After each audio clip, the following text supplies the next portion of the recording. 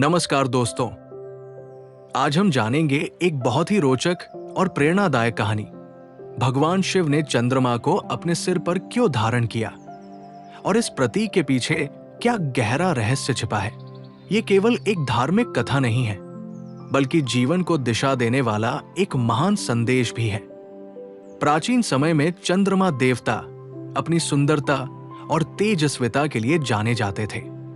उन्होंने दक्ष प्रजापति की 27 कन्याओं से विवाह किया, जो सभी नक्षत्रों के रूप में प्रसिद्ध है।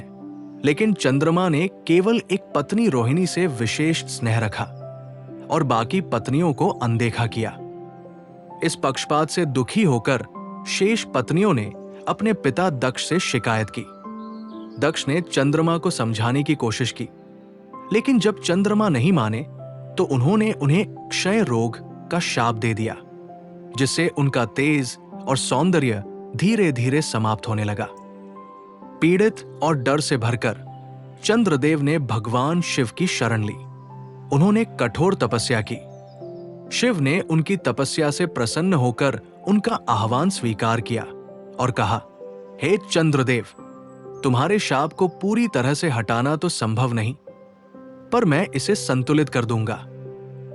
और इस तरह जन्म हुआ चंद्रमा के घटने और बढ़ने के चक्र का, यानी कृष्ण पक्ष और शुक्ल पक्ष।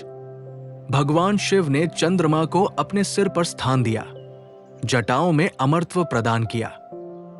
चंद्रमा का शिव के सिर पर होना क्या दर्शाता है? चंद्रमा मन का प्रतीक है, चंचल, भावुक और आकर्षक। भगवान शिव संपूर्ण चेतना और नियंत्रण के प्रतीक है। जब शिव चंद्रमा को अपने सिर पर धारण करते हैं, तो यह संकेत देता है कि जब मन भटके तो उसे ज्ञान, ध्यान और संयम से नियंत्रित किया जाए। अब जानिए इस कथा के पात्रों से मिलने वाली शिक्षा।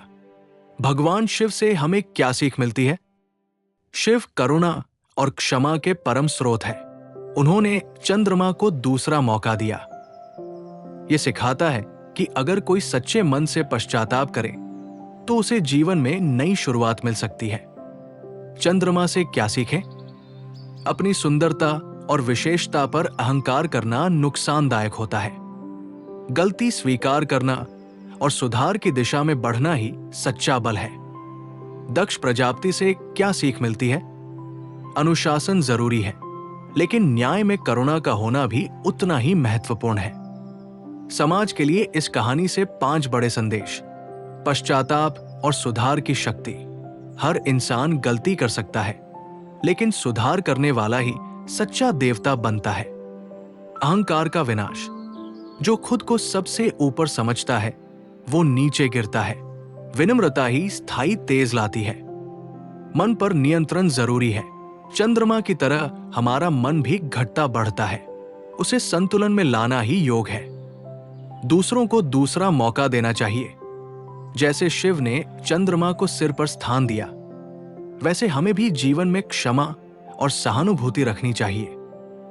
सौंदर्य का सदुपयोग। सुंदरता तभी अर्थ रखती है जब उसमें नम्रता, सेवा और सद्विचार जुड़े हों। निष्कर्ष, भगवान शिव का चंद्रमा धारण करना सिर्फ एक अलंकार नहीं, बल्कि जीवन का दर्शन है। यह हमें सिखाता है कि संयम, क्षमा और करुणा से कोई भी अंधकारमय जीवन फिर से प्रकाशमान हो सकता है। यदि आपको यह कहानी अच्छी लगी हो तो कृपया लाइक करें, शेयर करें और हमारे चैनल को सब्सक्राइब करना न भूलें। आपका एक कमेंट हमें आगे ऐसी और कहानियां लाने की प्रेरणा देता है। जो मन पर विजय पाले वही सच्चा महादेव बनता है।